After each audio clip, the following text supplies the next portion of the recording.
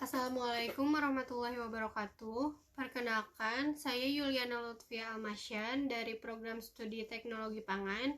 Di sini saya akan melakukan praktikum mengenai transportasi sel pada tumbuhan. Adapun tujuan dari praktikum ini yaitu untuk mengetahui bagaimana proses transportasi air pada tumbuhan tersebut. Alat yang digunakan dalam praktikum ini yaitu gelas dan air, tanaman pacar air, dan juga pewarna berwarna merah.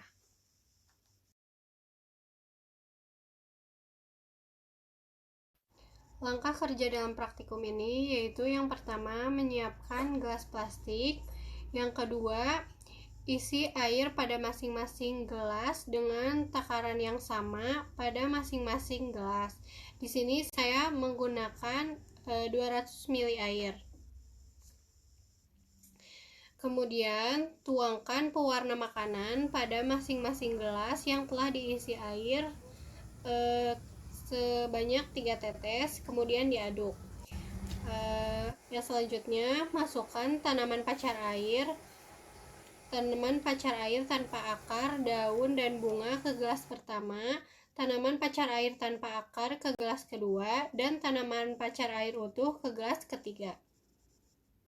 Kemudian setelah semua dimasukkan, kita amati di bawah terik sinar matahari. Kenapa harus di bawah terik sinar matahari? Yaitu agar proses penyerapan yang terjadi pada batang tanaman pacar air tersebut dapat berlangsung dengan cepat.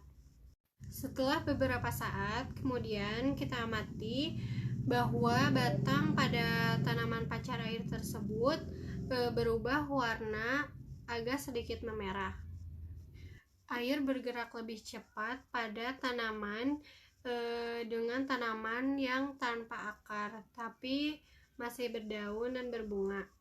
Hal ini terjadi karena bagian tumbuhan itu masih lengkap, walaupun tidak ada akar, sehingga masih bisa terjadi penyerapan air yang akan dibuat makanan atau fotosintesis, dan juga bisa berupa uap air. Dan pada tumbuhan lain yaitu proses penyerapan masih bisa terjadi, namun hanya tertahan sampai di batangnya saja. Sesuai teori air menuju daun, salah satunya disebabkan oleh daya isap daun. Maka dari itu, percobaan ini menunjukkan air yang memiliki daun akan lebih banyak dibandingkan tumbuhan yang tidak berdaun. Setelah didiamkan kurang lebih 20 menit, kita lihat bahwa air yang bergerak lebih cepat pada tanaman pacar air yaitu tanaman pacar air yang masih berdaun. Hal ini terjadi di dalam tumbuhan itu memang terjadi proses transpirasi di mana tumbuhan membutuhkan air untuk melakukan fotosintesis. Kemudian pada tanaman pacar air yang terdapat daunnya, air yang berada dalam gelas-gelas ini terlihat berkurang.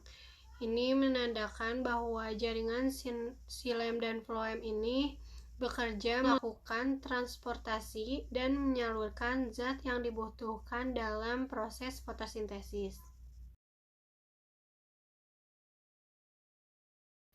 Jadi kesimpulannya yaitu air dan zat yang dibutuhkan oleh tumbuhan untuk melakukan fotosintesis harus disalurkan ke daun. Jika tidak ada daun, maka proses fotosintesis tersebut tidak dapat terjadi karena proses fotosintesis terjadi pada daun. Sekian praktikum yang telah saya lakukan. Mohon maaf apabila ada salah kata dan salah dalam hasil praktikum ini. Wassalamualaikum warahmatullahi wabarakatuh.